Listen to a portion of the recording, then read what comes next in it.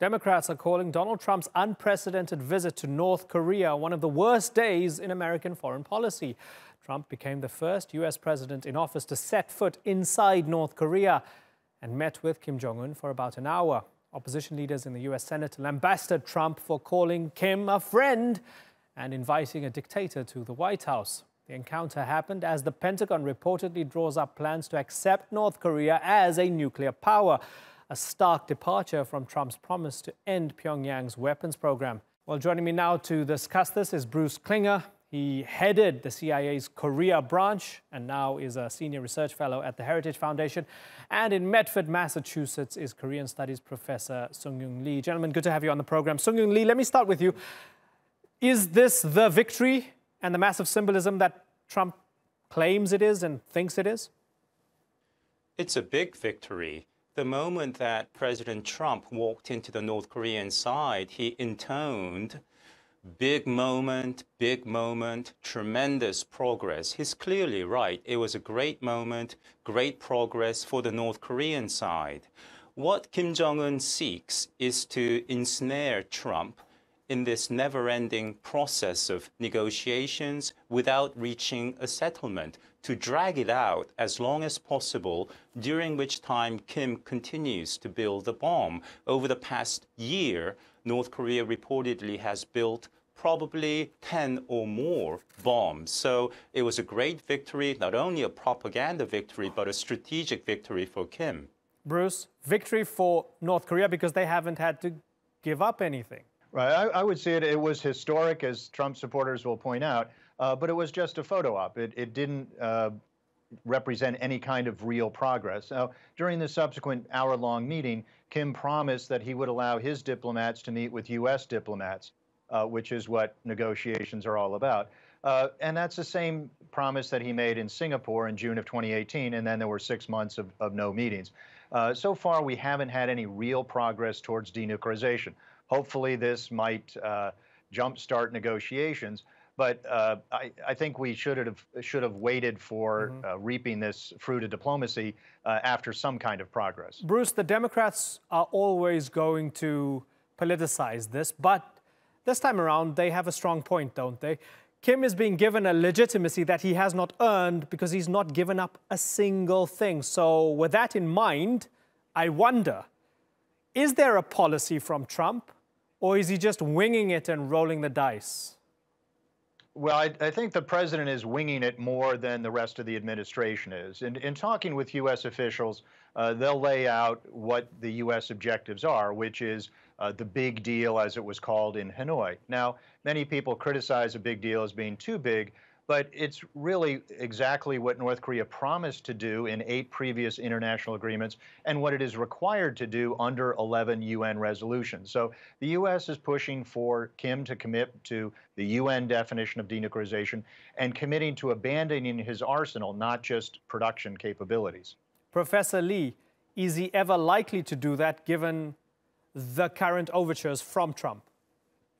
Well, we have to ask ourselves, what are we talking about here? What is the crux of the issue? Denuclearization of North Korea, right? We're not negotiating fish tariffs. We're not negotiating something about oil even. We're talking about nukes. And we know that none of the other 8 nuclear states, the 5 permanent members of the Security Council, plus India, Pakistan, and Israel, have ever resorted to this kind of shameful nuclear diplomacy, dangling before the international community the mere possibility of denuclearization and winning tens of billions of dollars in economic reward. North Korea has perfected this game, and to posit that the mere privilege of 3 summit meetings with the U.S. president is enough to compel North Korea, that's been spending half a century in perfecting the bomb, to give it away in increments even, is, I think, a logical fallacy. So, Bruce, we have his advisors. You have Bolton, you have Pompeo, you have the Joint Chiefs, you have the Korea envoy, Stephen Biegun. You have all of them giving their input. At the moment, who's winning? Who's most influential? Or is he just getting conflicting ideas from everybody and he's doing his own thing? Well, in any administration, there will be conflicting advice, and it's always up to any president to determine the final course. But with President Trump, as he's said, he likes being unpredictable. So even senior officials, even cabinet members, may not always be certain what he's going to do. Back in March, the Treasury Department sanctioned 2 Chinese entities for violating UN resolutions. The Secretary of the Treasury and the National Security Advisor both said this is what is necessary, and they raved about this action. Within 24 hours, the president undercut both of them by reversing the Treasury Department's efforts to enforce U.S. law. That same weekend, he undercut his Secretary of Education, and we've seen before where he undercut his Secretary of Defense by announcing unilateral cancellation of military exercises without informing the Pentagon. So even cabinet officials aren't sure what the president may do on any given moment. And Professor Lee, the Iranians might be looking at this and thinking, well, the only way to get respect and legitimacy is to first get the bomb, and then Trump will deal with you with some level of respect and on an equal footing. Is that the lesson? Well, sure. And many people have been saying over the past decade, hey, look at Iraq, look at Libya.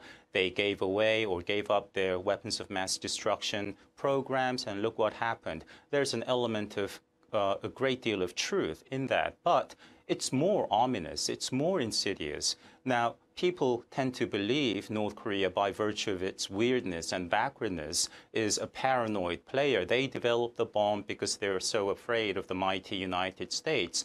There's an element of truth in that, but it goes way beyond that, because in the 50s, 60s, 70s, 80s, 90s, when North Korea did not have the bomb, North Korea was still able to deter the mighty United States with conventional weapons alone. The United States has never retaliated, never shot back when North Korea was killing American soldiers during the Korean War.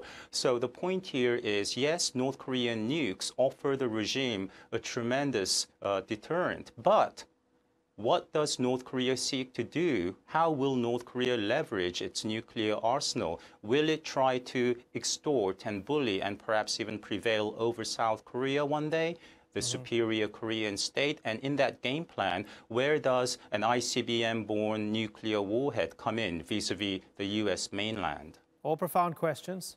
Gentlemen, always good to tap into your expertise. Bruce Klinger and Sung-Yoon Lee, thanks for joining us once again on the Newsmakers. Thank you.